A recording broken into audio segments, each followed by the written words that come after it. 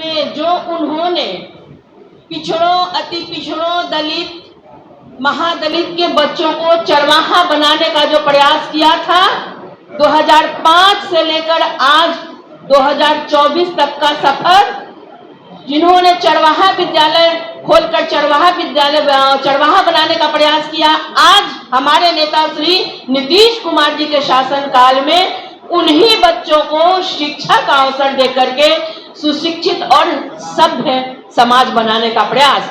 मैं बताना चाहूंगी कि माननीय मुख्यमंत्री श्री नीतीश कुमार जी ने राज्य में medical college, engineering college, polytechnic college, ITI college और महिला पॉलिटेक्निक कॉलेजों की स्थापना की। 2005 में जैसे ही इनका शासन आया, इन्होंने बिहार की बागडोर संभाली, इन्होंने पूरे व्यवस्था को दुरुस्त करना शुरू किया। भाई, हम सभी जानते हैं कि राज्य का विकास तभी संभव है, राज्य तभी विकसित होगा जब हमारे राज्य के वासी शिक्षित हो। जब तक उन्हें शिक्षा नहीं मुहैया कराएंगे, तब तक हमारा राज्य हो या देश हो, वो विकसित नहीं हो सकता। तो एक राज्य को 2005 में सौभाग्य से एक इंजीनियर मुख्यमंत्री मिला। आदरणीय नेता श्री नीतीश कुमार जी के रूप में हम अति सौभाग्यशाली हैं जो इस नेता के नेतृत्व में काम करने का हमें मौका मिला और हमारे बच्चों को एक सभ्य सुसंस्कृत समाज में जीने का माहौल। मैं बताती हूँ, मुख्यमंत्री नीतीश कुमार जी के शासन काल में 2005 से लेकर अब तक मेडिकल कॉलेजों की संख्या 15, इंजीनियरिंग कॉलेजों की संख्या 39, GNM कॉलेजों की संख्या 34, ANM कॉलेजों की संख्या 65, पारा मेडिकल कॉलेज 28, शिक्षक प्रशिक्षण संस्थान 197। अब आप बताइए, और भी आगे कॉलेजेस खोले जा रहे हैं। यह राज्य को किस तरीके से गतिमान करने का एक प्रयास है। कहती हैं रावण जी, नीतीश कुमार जी ने क्या किया, तेजस्वी जी कहते हैं हमने नौकरी दी। अरे, आपके माँ बाप ने तो बिहार को अंधेरे में धकेलने का काम किया। इसका जवाब दीजिए ना कि 2005 से लेकर अब तक जो राज्य में शिक्षा के क्षेत्र में काम हुआ, आपके माता पिता ने क्या किया था। मेरा उनसे भी सवाल है, माननीय मुख्यमंत्री, पूर्व मुख्यमंत्री श्री राबड़ी देवी जी, उनकी दोनों बेटियां जो आज सांसद बनने चली हैं, पहले आप तुलनात्मक जवाब दीजिए कि आपके माता पिता ने क्या किया और आदरणीय नेता श्री नीतीश कुमार जी क्या कर रहे हैं। उन्हें जवाब देना पड़ेगा, उसके बाद वो जनता से वोट मांगे, जनता उन्हें वोट करेगी। प्रदेश में वर्तमान में सरकारी मेडिकल कॉलेजों की संख्या बढ़ाई गई, इंजीनियरिंग कॉलेजों की संख्या बढ़ाई गई, पॉलिटेक्निक कॉलेजों की संख्या बढ़ाई गई। उसके बाद वहां स्टूडेंट्स की संख्या, आज देख लीजिए, पहले बच्चे पढ़ाई करने के लिए तरसते थे, उनके पास पैसों का अभाव होता था, उनके पिता को जमीन गिरवी रखनी पड़ती थी, बेचनी पड़ती थी। लेकिन आज माननीय मुख्यमंत्री श्री नीतीश कुमार जी ने छात्रों के लिए बिहार स्टूडेंट क्रेडिट कार्ड योजना की शुरुआत की। इसमें आपको कोई गारंटी नहीं देनी है, सरकार आपको 4 लाख रुपए देती है पढ़ाई करने के लिए बच्चों को। अब बताइए, लड़कियों को मात्र 1% इंटरेस्ट देना है, वो भी नौकरी मिलने पर 5 साल के बाद। लड़कों को 4%, इतनी बड़ी सुविधा जिस सरकार ने मुहैया करवाई। तेजस्वी जी बात करते हैं, अगर उन्हें बात ही करना है तो 2005 से लेकर अभी तक जो काम हुआ उसकी बात करें। वो अपने माता पिता से तुलना करें कि उनके माता पिता ने क्या किया, आदरणीय नेता श्री नीतीश कुमार जी ने क्या किया। नीतीश कुमार जी 2005 से लेकर अब तक, आपको पता है पॉलिटेक्निक कॉलेजों की संख्या कितनी है, टोटल 31, उसमें स्टूडेंट्स की संख्या कितनी है। अगर बच्चों का नामांकन होगा सरकारी पॉलिटेक्निक कॉलेजों में तब 15,450 स्टूडेंट्स की, सोच लीजिए।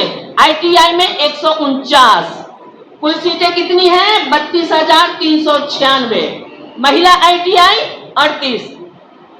तो ये सारी व्यवस्था हमारे नेता श्री नीतीश कुमार जी ने दी है।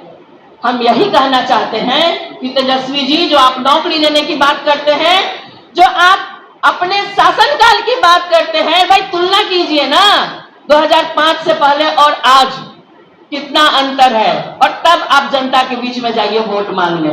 17 साल बनाम 17 महीना, शर्म नहीं आती है उनको। अरे पूछ तो लेते अपने माताजी और पिताजी से कि उन्होंने क्या किया था और आज क्या हो रहा है।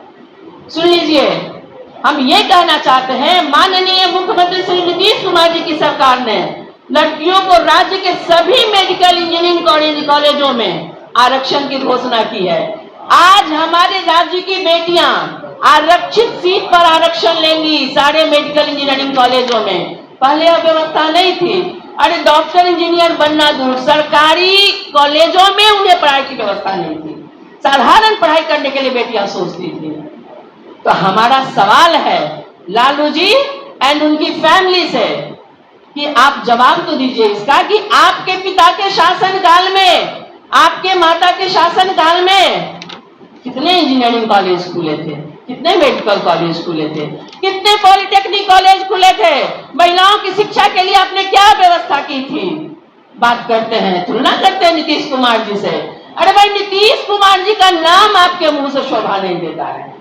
इतने सम्मानित व्यक्ति, पढ़ा लिखा है कि इंजीनियर मुख्यमंत्री, वो चले थे चरवाहा बनाने, और नेता नीतीश कुमार जी सारे बच्चों को, बिहार का चाहे बेटा हो बेटी हो, चाहे वो किसी भी वर्ग का हो, अनुसूचित जाति का हो, अनुसूचित जनजाति का हो, अल्पसंख्यक हो, पिछड़ा हो, अति पिछड़ा हो, अगड़ा हो, चाहे वो किसी भी समुदाय का हो, उसके लिए उन्होंने उनके आर्थिक आधार पर, सामाजिक आधार पर जो संरचना है हमारे समाज में, उस हिसाब से उन्होंने उसे आरक्षण देने की व्यवस्था की। बच्चे बच्चियां नामांकित हो रहे हैं विभिन्न टेक्निकल कॉलेजों में, उन्हें शिक्षा मिल रही है। शिक्षा पा करके आरक्षण के आधार पर बेटियों को नौकरी दी जा रही है। आज हमारी बेटियां सुशिक्षित होकर के हर संस्थानों में काबिज हैं।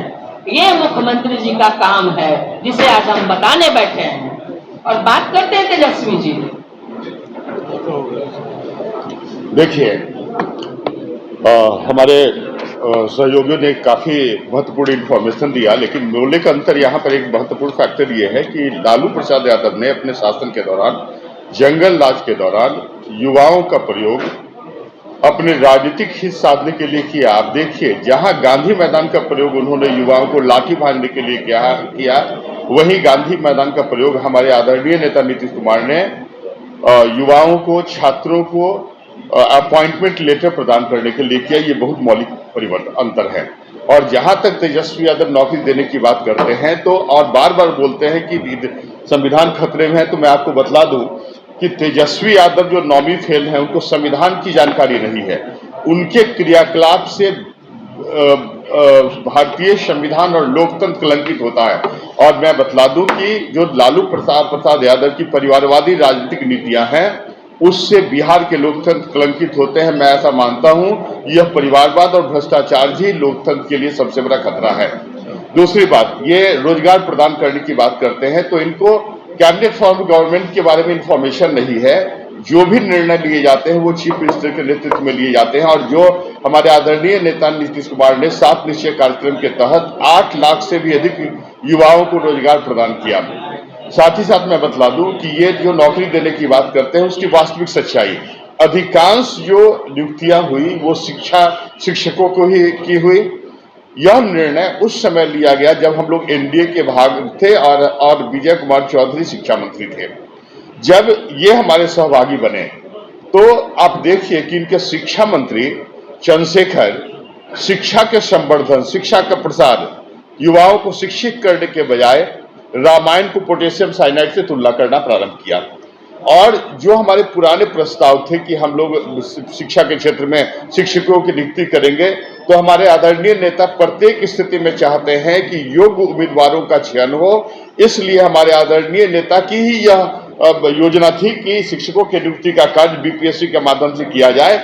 इसके लिए शिक्षा मंत्री के हस्ताक्षर की आवश्यकता थी, लेकिन ये लोग तो लैंड फॉर जॉब के पैटर्न पर जॉब देना चाहते हैं। अंततः के पाठक के हस्ताक्षर से ही शिक्षकों के नियुक्ति का कार्य बीपीएससी को सौंपा गया। तो तेजस्वी यादव यह बतलाएं कि 17 महीने जो उन्होंने जिस विभाग के वो मंत्री थे, उन विभागों में उन्होंने कितनी रिक्तियां दी। तो इनकी स्थिति ये है कि हमारे आदरणीय नेता नीतीश कुमार जो काम कर रहे हैं, या जो 2005 से काम उन्होंने प्रारंभ किया,